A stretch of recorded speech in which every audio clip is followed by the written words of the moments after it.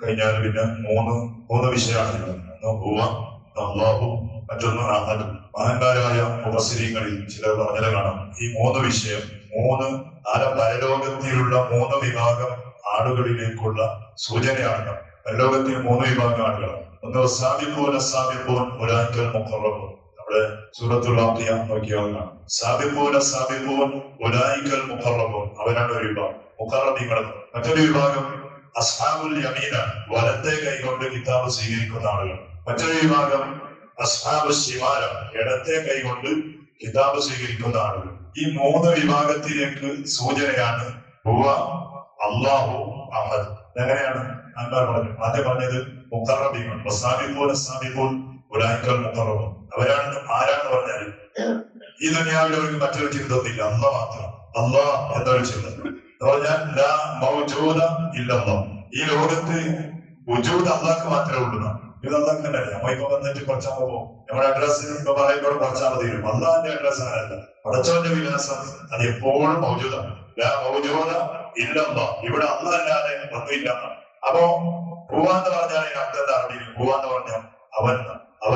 അപ്പൊ അങ്ങനെയുള്ള ഈ മുഖറബീങ്ങളായ ആളുകൾക്ക് അവൻ എന്ന് പറഞ്ഞാൽ അന്ന് തന്നെ വേറെ നമുക്ക് പോവാന്ന് പറഞ്ഞാൽ മുഹമ്മദ്, അബൂബക്കർ, സിദ്ദീഖ, ഇങ്ങനെ പറയണം. നമ്മുടെ അവസാനം നമുക്ക് ഓരെന്ന് പറഞ്ഞാൽ അള്ളാഹ് എന്ത്, പിന്നെ അള്ളാന്ന് പറഞ്ഞാൽ അള്ളാഹ് എത്തുള്ളൂ. നമുക്ക് ഓരെന്ന് പറഞ്ഞാല് മറ്റുള്ള ഇങ്ങനെ പലതിനെ കുറിച്ചാൽ മുഖറബീങ്ങളായല്ല. ഓരെന്ന് പറഞ്ഞാൽ അള്ളാഹ്, പിന്നെ വേറെ ഒന്നും ചിന്തിക്കാറില്ല. വേറെ ഒന്നും ചിന്തിക്കാനില്ല. കാരണം ഓരോ മനസ്സിൽ ഇല്ലല്ലോ.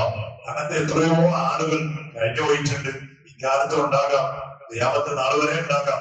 അല്ലാഹ് എന്ന ഒരു ഒറ്റ ചിന്തയുമായി നടക്കുന്ന ആളുകൾ. അതുകൊണ്ട് തന്നെ നമ്മുടെ മൊഹിന്യമാല പാടുമ്പോ ഇടയിൽ പാടുന്നവർ വരികയും, അല്ലാതെ കൊല്ലുന്ന അങ്ങ് ഞാനുണ്ടെങ്കിൽ അവരെ കൈപിടിപ്പാനായി ചെല്ലും ഞാനെന്നോ. ഇവിടെ അല്ലാജ് എന്ന് പറയുന്ന ഒരു നല്ല മനുഷ്യനുണ്ടായി. ഏത് മനുഷ്യൻ? ഈ മുഖറബീങ്ങളിൽപ്പെട്ട മനുഷ്യൻ. അയാൾക്ക് അന്നല്ലാതെ വേറെ കണ്ടില്ല. അള്ളാഹുവിൽ ലയിച്ചു പോയ നല്ലൊരു മനുഷ്യനുണ്ടായിരുന്നു. ആ മനുഷ്യനെ അക്കാലത്തിലുള്ള ആളുകൾ എല്ലാം പൊടിച്ച് അയാൾ അർത്ഥ കളഞ്ഞതാണ്. ചരിത്രം അർത്ഥതാണ് അയാൾ. എന്റെ കാരണം അറിയോ? അയാൾക്ക് എന്ത് കണ്ടാലും അള്ളാനെ കാണത്തുള്ളൂ. എന്ത് കണ്ടാലും അള്ളാഹ്. മരം കാണുമ്പോ അള്ളാഹ്, ജുബത്തി ഇല്ലല്ലോ, ജുബ കാണുമ്പോ അള്ളാഹ് എന്നെ കാണുന്നത്. ലൈസൻ കീസി ഇല്ലല്ലോ, നമ്മുടെ കീസിന് പൈസ കാണും, പർസ് കാണും, ATM കാണും, പോലെ തന്നെ കാണും, അല്ലെ? അപ്പൊ അയാളെ കീസ നോക്കിയിട്ട് പറഞ്ഞ കീസിന് അന്നുണ്ട്, ജുബ നോക്കിയിട്ട് പറഞ്ഞ ജുബയിൽ അന്നുണ്ട്. എവിടെ നോക്കിയാലും അയാൾ അന്നെ കാണും. അയാൾ പറഞ്ഞിട്ട് അവസാനം അയാൾ പറഞ്ഞെന്തറിയോ? അനന്താന്ന് പറഞ്ഞു. ഞാനെന്താന്ന് പറഞ്ഞു. ഞാനെന്താന്ന് പറഞ്ഞാൽ ഫിറൗൻ പറഞ്ഞ പോലെ പറഞ്ഞെന്നല്ല. ഫിറൗൻ പറഞ്ഞിട്ടുണ്ട്, ഖുർആൻ പറഞ്ഞു, നിങ്ങളെ വേറെയായ ഒന്ന് ഞാനാണ് എന്നാൽ ഫിറൗൻ പറഞ്ഞിട്ടുണ്ട്. അത് വേറെ അർത്ഥത്തിലാണ്. മഹാനായ ഹല്ലാജ് റളിയല്ലാഹു പറഞ്ഞത് ആ അർത്ഥത്തിലല്ല. തടി കാണുമ്പോ ശരീരത്തിന്റെ ഉള്ളിലുള്ള നാടിയും നേർപ്പും ആറ്റും സുബ്ഹാനല്ലാഹ് എന്തൊക്കെയുണ്ട് എല്ലാം കാണുമ്പോ അല്ലാഹ് തന്നെയാണ്. ഇതെല്ലാം പടച്ചാളാണ്. കഴിഞ്ഞ റമദാൻ എന്ന് പറഞ്ഞ് മനുഷ്യന്റെ ശരീരത്തിലുള്ള ഞരമ്പുകൾ അതിനെ നീട്ടിവെച്ചാൽ എത്രയോ 100 കിലോമീറ്റർ ദൂരത്തിലേക്ക് പറഞ്ഞെത്തുന്ന അത്ര നമ്മുടെ ശരീരത്തിന്റെ ഉള്ളിൽ എന്തോ പ്രൊഡക്റ്റ് ചെയ്തു. അതുകൊണ്ടാണല്ലോ അഭിമാനം നമ്മൾ പറഞ്ഞ അറഫ നഫ്സഹു അറഫ റബ്ബഹു. നിന്റെ ശരീരത്തെ കുറിച്ച് നീ പഠിച്ചാൽ നിന്റെ റബ്ബിനെ നിങ്ങൾക്ക് പഠിക്കാൻ കഴിയും. ശരീരവും ശരീരത്തിന്റെ പ്രവർത്തനങ്ങളും ഒക്കെയും. അപ്പൊ മാനവர்கள் ശരീരം നോക്കിയിട്ട് പറഞ്ഞ് അനന്തോ. പക്ഷെ ആ നാട്ടുകാർ വിഡ്ഢികളായിരുന്നു. നാട്ടുകാർ ബോധമില്ലാത്തവരായിരുന്നു. ഓരോ വിളിച്ചിരുന്ന ഇയാളെ വിട്ടാൻ പറ്റൂല എന്ന് പറഞ്ഞിട്ട് അയാളെ വിളിച്ച് അർത്ഥമാണ്. ചരിത്രം പറയുന്നത് അയാളെ അറുക്കപ്പെട്ടപ്പോ അയാളുടെ ശരീരത്തിൽ ഒഴുകിയ രക്തം ഭൂമിയിൽ ലാ ഇലാഹ ഇല്ലല്ലാഹ് മുഹമ്മദ് റസൂലുള്ളാഹ് എന്ന് എഴുതി വെച്ചതാണ്. ആ ഒഴുകിയിട്ട് ആ ശ്വാന പോലും എഴുതിയ അത്ര വലിയ അള്ളാഹുവിലേക്ക് അടുത്തൊരു മനുഷ്യനായിരുന്നു. അതുകൊണ്ടാണ് മഹാനായ മുദ്ദലാദം അതിന്റെ പറയാൻ പിന്നെ വന്ന മഹാനായ വൈദ്യശേഖർ പിന്നെ വന്ന് പറയാൻ, അന്ന് അയാളെ കൊല്ലുന്ന ദിവസം ഞാൻ ഉണ്ടായിരുന്നുവെങ്കിൽ അവരെ കൈ പിടിപ്പാനായി ചെല്ലും ഞാൻ എന്നവർ അവരെ അറുക്കാൻ ഞാൻ സമ്മതിക്കുമായിരുന്നില്ല. അവരെ കൈപിടിച്ച് അയാളെ ഞാൻ രക്ഷപ്പെടുത്തുമായിരുന്നു. അങ്ങനത്തെ എത്രയോ ആളുകൾ അവരാണ് മുഖറബീങ്ങൾ. അവർക്ക് വേറെന്തിന്റെ ഈ ലോകത്ത് എന്ത് കണ്ടാലും അള്ളാഹെ മാത്രമേ കാണുള്ളൂ. അതാണ് ഹുവ എന്നതിലേക്ക്, ഹുവ എന്നത് അതിലേക്ക് സൂചിപ്പിക്കുന്നു എന്ന് മഹാന്മാരായ മുഫസ്സിരീങ്ങൾ. രണ്ടാമത് എന്താണ്? അല്ലാഹ്. ഇത് ആരിലേക്കാണ്? അസ്ഹാബുൽ യമീൻ, നാല് വലത്തെ കൈ കൊണ്ട് കിതാബ് സ്വീകരിക്കുന്ന ആളുകളിലേക്കുള്ള സൂചനയാണ്. അസ്ഹാബുൽ യമീൻ മുഅ്മിനീങ്ങൾ അല്ലെ? മോമിനികൾ ന്യായായിട്ടെന്ന് പറയുന്നവർ ലോകത്ത് അള്ളാഹ് പഠിച്ചോന്നില്ല, അള്ളാഹ് പഠിച്ചോന്നില്ല. പക്ഷെ ഓരോ പോലെ തന്നെ നമുക്കെല്ലാം വേണ്ടി വരും ദുനിയാവിൽ. ഇവിടെ ജീവിക്കണം, ഭാര്യ വേണം, മക്കൾ വേണം, വാഹനം വേണം, വീട് വേണം, എല്ലാ കാര്യങ്ങളും വേണം. കാരണം നമ്മുടെ അവസ്ഥ അങ്ങനെയാണ്. എന്നാൽ എന്തുണ്ട്? ഈമാനുണ്ട്, സ്വാധീനങ്ങളാണ്, അള്ളാഹുവിനെ അനുസരിക്കുന്നുണ്ട്, അഭിമായ തങ്ങളുടെ കൽപ്പനകൾ അനുസരിക്കുന്നുണ്ട്. അവരിലേക്ക് സൂചനയാണ് രണ്ടാമത് പറഞ്ഞ അല്ലാഹ്. മൂന്നാമത്തത് അഹദ, അള്ളാഹു ഒരുവനാണ്. ഇത് ഇടത്തെ കൈകൊണ്ട് കിതാബ് സ്വീകരിക്കുന്ന ആളുകളിലേക്കുള്ള സൂചനയാണ്. എന്ന് പറഞ്ഞാൽ ഈ ലോകത്ത് ദൈവം ഇല്ല എന്ന് ദൈവം ഇല്ല എന്ന് പറയുന്നവർ ആരുമില്ല. എല്ലാവരും പറയും ദൈവമുണ്ട്, പടച്ചവനില്ല എന്ന് പറയുന്നവരല്ല. എല്ലാ മതക്കാർക്കും പടച്ചവനുണ്ട്. പിന്നെ ഇല്ലാന്ന് പറയുന്ന ആരാണ്? നിരീശ്വരവാദികളാണ്. നിരീശ്വരവാദികൾക്ക് പടച്ചവനുണ്ടെന്ന് അറിയാം, പിന്നെ അവരുടെ ബുദ്ധിന്റെ ഓർമ്മയിലാണ്. അവർ ബുദ്ധി കൊണ്ട് ഇങ്ങനെ വരാങ്ങനെ ചിന്തിച്ചിട്ടാകുമ്പോ ഓരോ ബുദ്ധിക്ക് കിട്ടിയതാണ്. പടച്ചവനുണ്ട് എന്ന് എല്ലാവർക്കും അറിയാം, എല്ലാവരും പടച്ചവനെ കൊണ്ട് വിശ്വസിക്കുന്നുണ്ട്. പക്ഷെ എന്തായി?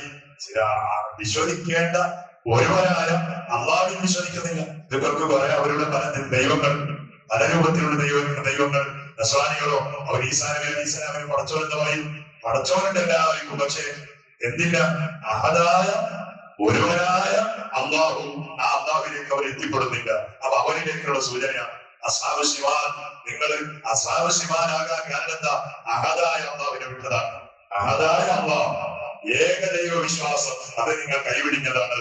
നിങ്ങൾ ദൈവാരാധകരായി നിങ്ങളുടെ മനസ്സിൽ തോന്നുന്നതും നിങ്ങളുടെ കൽബ് പറയുന്നതും നിങ്ങളുടെ ഇച്ഛ പറയുന്നതും എല്ലാത്തിനും നിങ്ങൾ ദൈവങ്ങളായി കൊണ്ടു നടന്നപ്പോ ഇതാ നിങ്ങൾക്ക് നാളെ ആഖിറത്തിൽ ഇടത്തെ കൈകൊണ്ട് കിതാബ് സ്വീകരിക്കുന്ന ഒരവസ്ഥ വന്നു. എന്ത്? അതിനെ ഒഴിവാക്കി.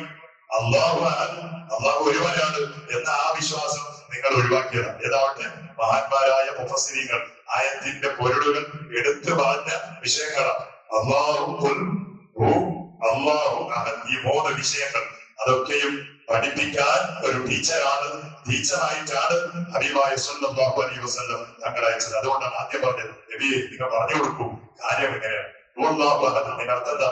ഓ നബിയെ നിങ്ങൾ പറയണേ, കാര്യം അല്ലാഹു ഒരുവനാണ്, അല്ലാഹു ഒരുവനാണ്. പല വിഷയങ്ങൾ ചർച്ച ചെയ്യേണ്ട ആയത്താണ്. അള്ളാഹു നമുക്ക് തൗഫീഖ് ചെയ്യട്ടെ. അള്ളാഹുവിനെ കൊണ്ട് എങ്ങനെയാണോ വിശ്വസിക്കാൻ ഹബീബായ തങ്ങൾ പറഞ്ഞത്, ആ രൂപത്തിൽ ഈമാനുള്ളവരായി ജീവിച്ച് ഈമാനുള്ളവരായി മരിക്കാൻ ഞങ്ങൾക്ക് നീ തൗഫീഖ് നൽകണേ. ജീവിതത്തിന്റെ ഏത് ദുർബല നിമിഷങ്ങൾ നമ്മിലേക്ക് കടന്നു വന്നാലും നമ്മുടെ ഈമാനിനെ അടക്കുന്ന ഒരു ചിന്തയോ ഒരു പ്രയാസമോ ഒരു ബുദ്ധിമുട്ടോ ഒരു ഫിത്നയോ ഞങ്ങളിലേക്ക് നീ അടുപ്പിക്കണേ അല്ലാഹ്. എപ്പോഴും നമ്മുടെ ഈമാൻ നീ ഉറപ്പിക്കണേ അല്ലാഹ്. മഹാന്മാരായ സ്വഹാബത്ത് അവരുടെ മുന്നിൽ പല രൂപത്തിലുള്ള പ്രശ്നങ്ങളും പ്രയാസങ്ങളും വന്നപ്പോ അവർ പതറിയില്ലല്ലോ. മഹാന്മാരിയായ സയ്യിദത്തുന സുമയ്യ റളിയല്ലാഹു അൻഹ, ചൂടുള്ള ഇരുമ്പിന്റെ കമ്പികൾ പോലും അവിടുത്തെ ആ ഗുദദ്വാരത്തിലൂടെ പ്രവേശിക്കപ്പെട്ട സമയത്ത് പോലും ആ മഹദി പറഞ്ഞത് അല്ലാഹു അഹദ്, അല്ലാഹു അഹദ് എന്നൊരു ഈമാനാണ്. ആ രൂപത്തിലുള്ള ഈമാൻ നമ്മുടെ കൽബിലും നീ നൽകണേ അല്ലാഹ്, നമ്മുടെ ജീവിതത്തിലും നൽകണേ അല്ലാഹുവേ. പടച്ചോനെ, നമ്മുടെ ജീവിതത്തിൽ പല രൂപത്തിലുള്ള തെറ്റുകുറ്റങ്ങളുമായി ബന്ധപ്പെടുന്നതിന്റെ പേരിൽ ബുദ്ധിമുട്ടുകളോ ബലാറുകളോ പരീക്ഷണങ്ങളോ രോഗങ്ങളോ കടങ്ങളോ തളർച്ചകളോ ഒന്നും തന്നെ ഞങ്ങളെ നീ പരീക്ഷിക്കല്ലേ അല്ലാഹ്. ആ രൂപത്തിൽ പരീക്ഷിക്കപ്പെട്ട ഒരുപാട് ആളുകളുണ്ട്, അവർക്ക് നീ സലാമത്ത് നൽകണേ അല്ലാഹ്. രോഗികളുടെ ശിഫ നൽകണേ അല്ലാഹ്. കടക്കാരുടെ കടങ്ങളെ വീടാനുള്ള വഴികൾ നീ തുറന്നു കൊടുക്കണേ അല്ലാഹ്. നമ്മുടെ ജീവിതം എപ്പോഴും റാഹത്തുള്ള സന്തോഷമുള്ള ആഫിയത്തുള്ള ഐശ്വര്യം നിറഞ്ഞ ഒരു ജീവിതമാക്കി തരണേ റഹ്മാനെ. അല്ലാഹുവേ പടച്ചവനെ, ഗൾഫിലും മറ്റും അധ്വാനിക്കുന്ന നമ്മുടെ എല്ലാ കുടുംബങ്ങളും നാട്ടുകാരും സ്നേഹിതന്മാരും ആഫിയത്തുള്ള ദീർഘായുസ് കൊണ്ട് അവരെയും ഞങ്ങളെയും നീ അനുഗ്രഹിക്കണേ അല്ലാഹ്. കടലിൽ പോയി ഭാര്യ മക്കളെ പോറ്റാൻ വേണ്ടിയിട്ട് കഷ്ടപ്പെടുന്ന ആളുകളുണ്ട്. ഓരോ സെക്കൻഡുകളും നിന്റെ ഹിഫ്ള് നൽകണേ അല്ലാഹ്, നിന്റെ സലാമത്ത് നൽകണേ അല്ലാഹ്. ഞങ്ങൾക്കും നീ കാവലാക്കണേ അല്ലാഹ്. പരിശുദ്ധമായ ഉംറയ്ക്ക് വേണ്ടി യാത്ര പോയ ആളുകളുടെ എപ്പോഴും നമ്മുടെ ക്ലാസ്സിൽ ഉണ്ടായിരുന്ന നമ്മുടെ പ്രിയപ്പെട്ട ഒരു കൂട്ടുകാരൻ പരിശുദ്ധമായ ഹറമിന്റെ ഭൂമിയിലാണ്. ഉറപ്പായിട്ടും ഞങ്ങളുടെ ഈ ക്ലാസ്സും നമ്മുടെ ഈ പള്ളിയും എപ്പോഴും ഓർക്കുമെന്ന് നമുക്ക് വലിയൊരു ധൈര്യമാണ്. പടച്ചവനെ, മനസ്സിൽ നമ്മുടെ നാടിനെ കുറിച്ച് നമ്മുടെ സദസ്സിനെ കുറിച്ച് ഞങ്ങളെ കുറിച്ചുള്ള ഓർമ്മ ആ ഹജ്ജിന്റെ ഉംറയ്ക്ക് വേണ്ടി പോയ സർവ്വ ആളുകളുടെ നൽവിലും നീട്ടുകൊടുക്കണേ റബ്ബേ. അവരുടെ ദുആയിൽ ഞങ്ങൾക്കും ഒരു ഇടം നൽകണേ അല്ലാ. അവരുടെ ദുആക്ക് നീ ഇജാബത്ത് നൽകണേ അല്ലാ. നമ്മുടെ ദുആക്കും നീ സ്വീകാര്യത നൽകണേ റബ്ബേ. മരിച്ചുപോയ നമ്മുടെ എല്ലാ കുടുംബങ്ങൾക്കും നീ മഗ്ഫിറത്തും മർഹമത്തും നൽകി അവർക്ക് സ്വർഗ്ഗത്തിൽ വലിയ ദറജ നൽകി അനുഗ്രഹിക്കണേ അല്ലാ. بحق سيدنا محمد صلى الله عليه وسلم. حسبنا الله ونعم الوكيل، نعم المولى ونعم النصير. حسبنا الله ونعم الوكيل، نعم المولى ونعم النصير. حسبنا الله ونعم الوكيل، نعم المولى ونعم النصير. صلى الله على محمد صلى الله عليه